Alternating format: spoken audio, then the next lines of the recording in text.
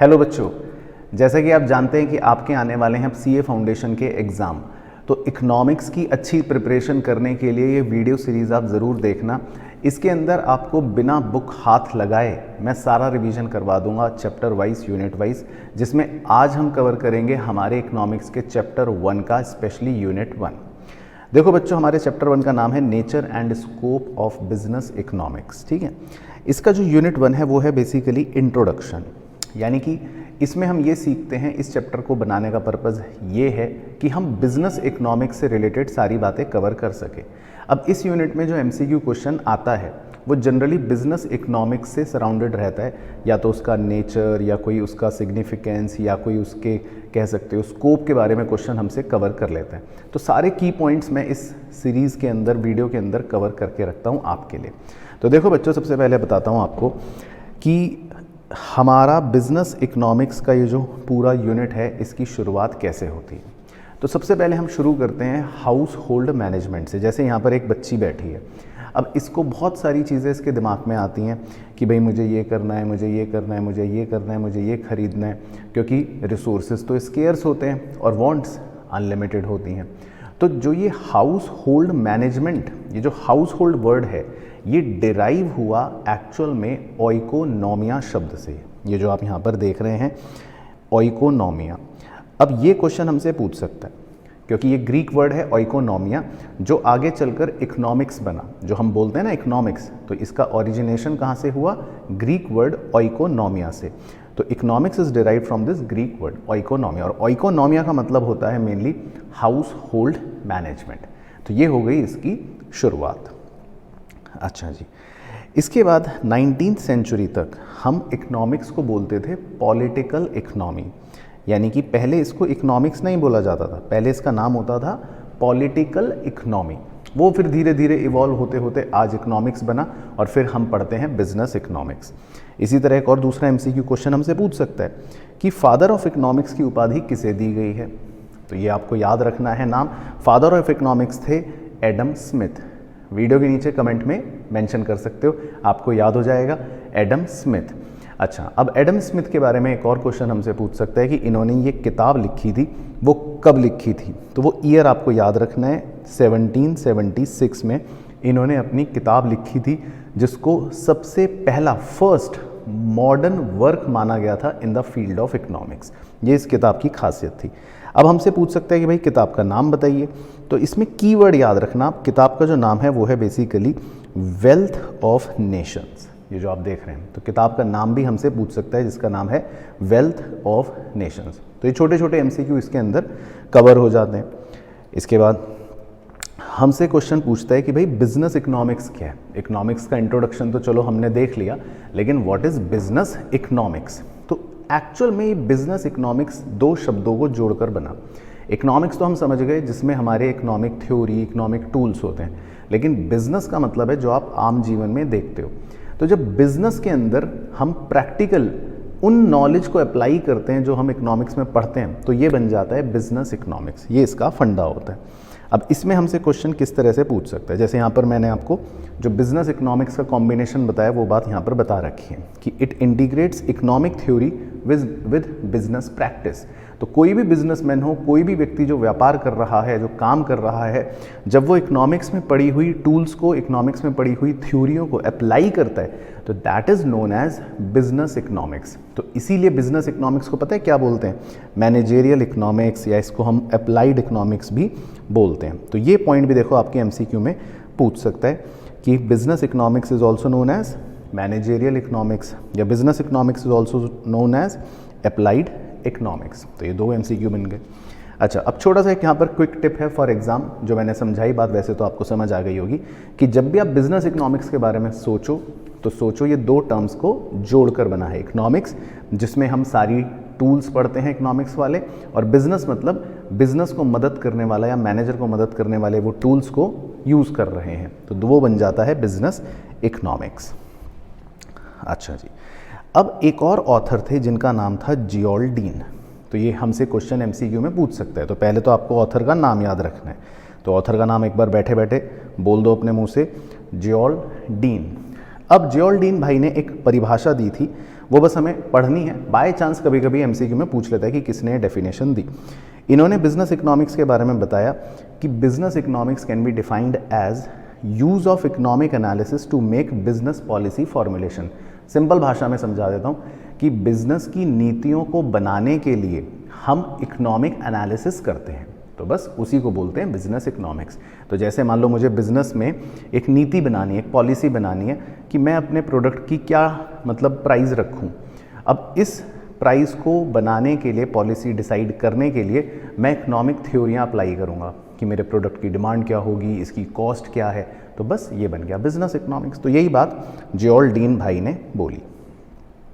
अच्छा, अब देखो जो क्वेश्चन इंपॉर्टेंट आपके एग्जाम में इस चैप्टर में से आता है वो है बिजनेस इकोनॉमिक्स के नेचर क्या हैं। इसको बहुत अच्छे से लर्न करके जाना है, और वो भी सिर्फ कीवर्ड्स जो मैं आपको अभी रटवा दूंगा बिना बुक खोले। क्या है देखो नेचर ऑफ बिजनेस इकोनॉमिक्स में, सबसे पहला है बिजनेस इकोनॉमिक्स एक साइंस है। सिर्फ कीवर्ड्स पर फोकस करना, ठीक है। तो बिजनेस इकोनॉमिक्स क्या होता है, एक साइंस होता है।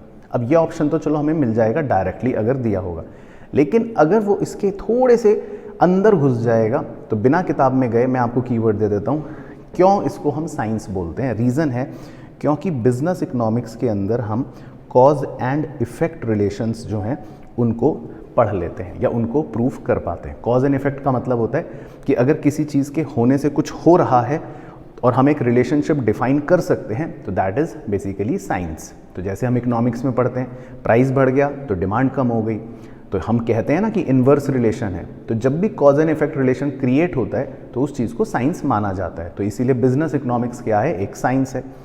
दूसरा keyword, business economics is art, यानी कि बिजनेस इकोनॉमिक्स एक कला है। क्यों?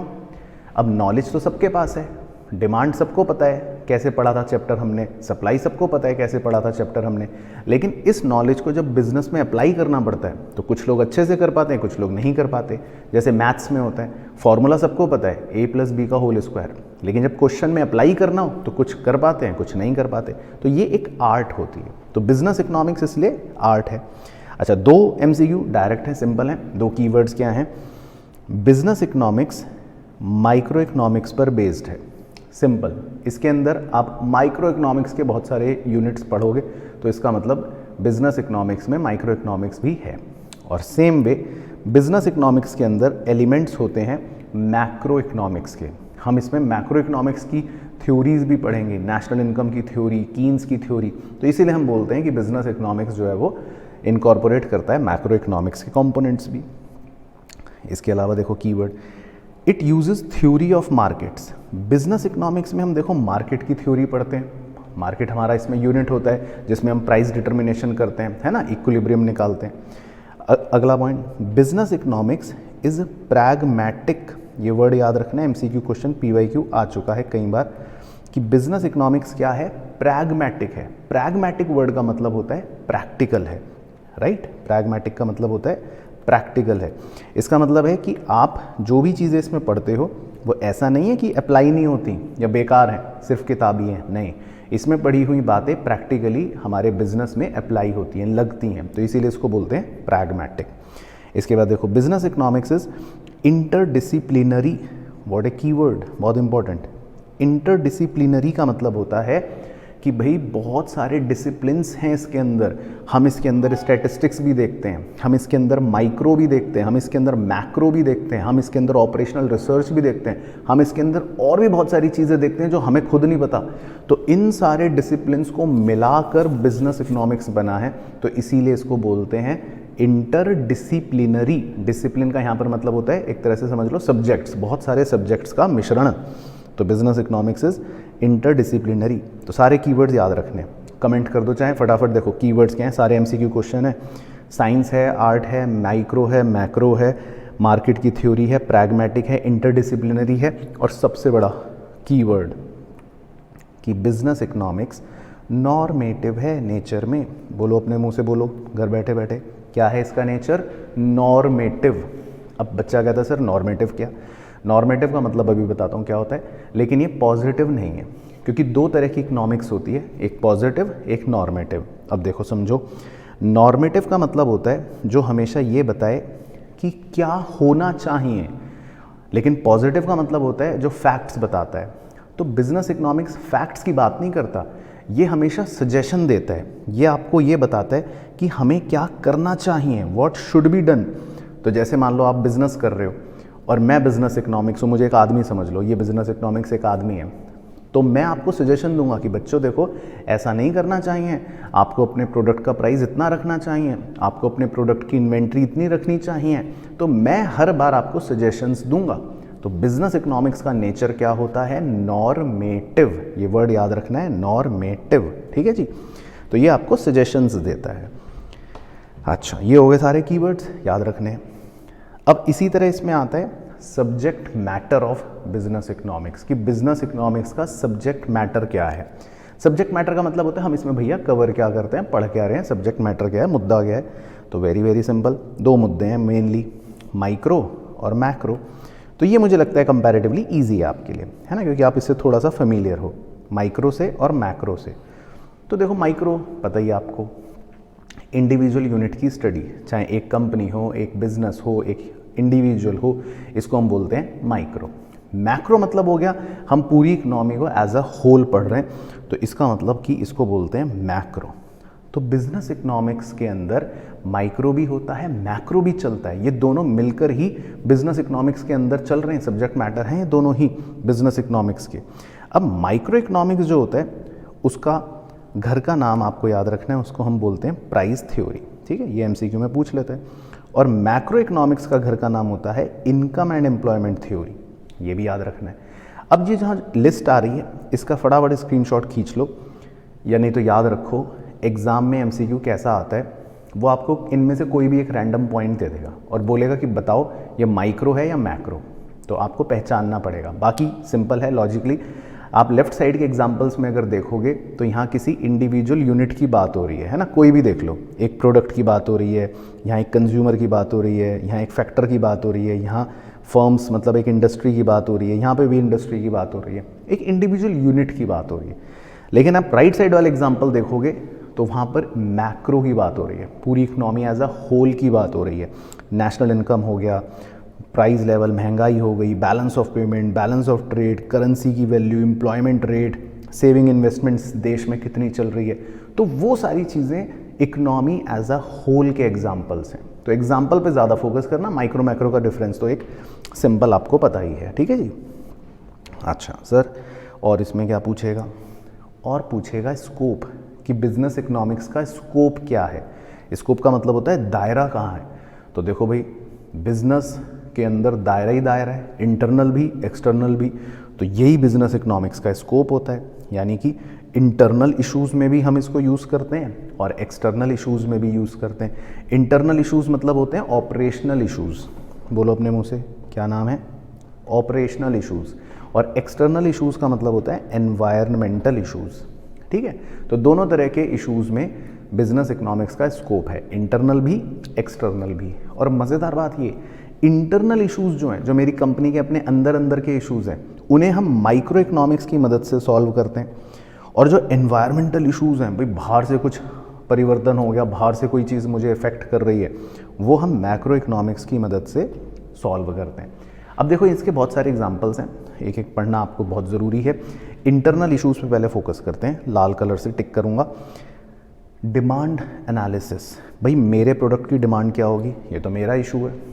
प्रोडक्शन और कॉस्ट, मेरे प्रोडक्ट की कॉस्ट क्या है, ये मेरा इशू है। इन्वेंट्री मैनेजमेंट, मैं कितना स्टॉक रखूँगा, मेरा इशू है। प्राइसिंग पॉलिसी, मेरा इंटरनल इशू है, क्या प्राइस रखना है। रिसोर्स एलोकेशन, मैं अपना रिसोर्स को कहाँ पे कितना लगाऊंगा, मेरा इंटरनल इशू है। कैपिटल और इन्वेस्टमेंट का डिसीजन, कितनी कैपिटल लगानी है, कितना निवेश करना है, मेरा डिसीजन। प्रॉफिट एनालिसिस, ये भी मेरा अपना होगा। तो ये सब इंटरनल इश्यूज़ की लिस्ट दे रखी है, एक एक बार रीड कर लेना, ठीक है। अच्छा, एक्सटर्नल इश्यूज़, येलो कलर का टिक लगाऊंगा। भाई टाइप ऑफ इकोनॉमिक सिस्टम, अब हम किस इकोनॉमिक सिस्टम में हैं, हमारा बिजनेस कैपिटलिस्ट इकोनॉमी में है या सोशलिस्ट इकोनॉमी में है, ये तो मेरा इशू नहीं है ना, ये तो सभी के लिए है, कॉमन है, एक्सटर्नल इशू है। तो ये हो गया example. Stage of business cycle, अभी देश में कौन सी बिजनेस साइकिल चल रही है, बूम चल रहा है या रिसेशन चल रहा है, तो सभी के लिए एक्सटर्नल इशू हो गया। जनरल ट्रेंड इन नेशनल इनकम, देश की इनकम या एम्प्लॉयमेंट में ट्रेंड कैसा है, ज़्यादा अच्छा है या ख़राब है, ज़्यादा अच्छा है तो सबके लिए अच्छा है, ज़्यादा ख़राब है तो सबके लिए ख़राब है, एक्सटर्नल इशू हो गया। सेंट्रल बैंक, अब आरबीआई जो है वो कैसे काम कर रहा है, तो ये एक एक्सटर्नल इशू है, क्योंकि मेरे कंट्रोल में तो है नहीं, उसके काम करने का तरीका हम सबको प्रभावित करेगा, तो ये एक एक्सटर्नल इशू है। सोशल और पॉलिटिकल एनवायरनमेंट, भाई सामाजिक या राजनीतिक वातावरण कैसे हैं, अब वो तो पूरे देश में सबके लिए एक जैसे होंगे, तो ये थोड़ी ना खाली ये मेरा इंटरनल इशू है, ये भी एक्सटर्नल इशू है। तो हमें इंटरनल और एक्सटर्नल इश्यूज़ के बारे में लिस्ट अच्छे से पता होनी चाहिए, लेकिन हाँ, ये दोनों ही स्कोप ऑफ बिजनेस इकोनॉमिक्स होते हैं। अच्छा सर, एक टॉपिक और बताओ इसमें जो इम्पोर्टेंट हो, एक क्या लास्ट ही टॉपिक है, फिर यूनिट 1 फिनिश, लेकिन इम्पॉर्टेंट है, ये अच्छे से कर जाओ, मेरी बात मानो, शायद 2 नंबर के तक के 2 क्वेश्चन इसमें आ जाएं, ठीक है। बिजनेस इकोनॉमिक्स का इकोनॉमिक्स से क्या फ़र्क है, क्योंकि ये लेटेस्ट टॉपिक ऐड हुआ है तो थोड़ा सा आपको पता होना चाहिए। तो देखो बहुत सिंपल है, कुछ बेसिक पॉइंट्स पता होने चाहिए आपको, बेसिक दिमाग लगाना है। पहले तो डेफिनेशन देखो, बिजनेस इकोनॉमिक्स में कीवर्ड आएगा बिजनेस, भैया जो हम बिजनेस के लिए अप्लाई कर रहे हैं वो बिजनेस इकोनॉमिक्स है। बाकी नॉर्मल इकोनॉमिक्स तो क्या है, रिसोर्स एलोकेशन जो 11th में पढ़ी थी, है ना, स्कैरसिटी है, रिसोर्स कम है, कैसे एलोकेट करें, वो इकोनॉमिक्स है। लेकिन बिजनेस में अप्लाई होने वाली वो बिजनेस इकोनॉमिक्स है। अच्छा, स्कोप, इकोनॉमिक्स में हम माइक्रो मैक्रो सब कुछ पढ़ते हैं, तो वो ब्रॉडर कॉन्सेप्ट है। भाई सब कुछ पढ़ रहे हो आप, पूरी दुनिया पढ़ रहे हो, माइक्रो में ये, मैक्रो में ये, सब कुछ पढ़ रहे हो, लेकिन बिजनेस इकोनॉमिक्स में सब कुछ थोड़ी ना लगाना है आपको, भाई बिजनेस करना है। अब बिजनेस करने में जितनी लिमिटेड चीज़ लगेंगी बस वही तो मैं लगाऊंगा। अब मैं बैठ के अपने बिजनेस में थोड़ी ना मैं सारी चीज़ें, सारे चैप्टर अप्लाई करता हूँ कि भैया रेवेन्यू भी करूँगा मैं, तो कॉस्ट भी लगाऊंगा मैं, तो ये भी करूँगा, ऐसा थोड़ी ना होता है। मेरे बिजनेस में जो ज़रूरी चीज़ है मैं खाली वो करूँगा। तो बिजनेस इकोनॉमिक्स जो है वो थोड़ा सा नैरो कॉन्सेप्ट होता है, वो लिमिटेड होता है, ये ध्यान रखना है। ऑब्जेक्टिव, इकोनॉमिक्स पढ़ते हैं, इकोनॉमिक्स समझने के लिए कह रहा है, भाई इकोनॉमिक्स क्यों पढ़ते हैं, इकोनॉमिक फिनोमिना को समझने के लिए कि आखिर है क्या अर्थशास्त्र। लेकिन बिजनेस इकोनॉमिक्स क्यों करते हो आप, ताकि बिजनेस डिसीजन में मदद हो, आपका बिजनेस अच्छा चले, तो बिजनेस इकोनॉमिक्स का ऑब्जेक्टिव वो बन गया। नेचर की बात करूं तो थ्योरेटिकल है, रटने वाला होता है, डिस्क्रिप्टिव है, लेकिन बिजनेस इकोनॉमिक्स का तो आपको पता ही है, नाम ही अप्लाइड इकोनॉमिक्स है, मैनेजेरियल इकोनॉमिक्स है, तो ये तो बहुत ज़्यादा प्रैक्टिकल ओरिएंटेड है ना, प्रैग्मेटिक वर्ड याद है ना, प्रैग्मेटिक, प्रैक्टिकल और अप्लाइड है, अप्लाइड इकोनॉमिक्स, तो ये बिजनेस इकोनॉमिक्स है। बाकी फोकस एरिया की बात करें तो ये आप एक एक्स्ट्रा पॉइंट की तरह पढ़ सकते हो। इकोनॉमिक्स से कुछ अपने पॉइंट्स होते हैं, बिजनेस इकोनॉमिक्स में थोड़े से बिजनेस ओरिएंटेड पॉइंट्स होते हैं, बस। तो ये हो गया जी आपका इकोनॉमिक्स और बिजनेस इकोनॉमिक्स का फ़र्क, ठीक है जी। चलो, तो आई होप आपको समझ आया हो सारा। तो ये लगभग 16-17 मिनट का जो रिवीजन है सफिशेंट है, बस कीवर्ड्स पर फोकस करना। आपके पास जो नोट्स हैं उनसे चाहे अच्छे से रिवाइज करके चले जाओ, नहीं तो ये वीडियो अच्छे से देख ली तो भी मान लेना कि आपका चैप्टर 1 जो है वो यूनिट 1 कम्प्लीटली फिनिश हो गया। वीडियो पसंद आई हो तो ज़रूर शेयर करना अपने सभी दोस्तों के साथ, और कोई क्वेरी होगी तो मुझे कमेंट करके ज़रूर बताना। मिलूँगा आपसे नेक्स्ट वीडियो में, तब तक अपनी नॉर्मल तैयारी करते रहना, मस्त रहना और स्वस्थ रहना।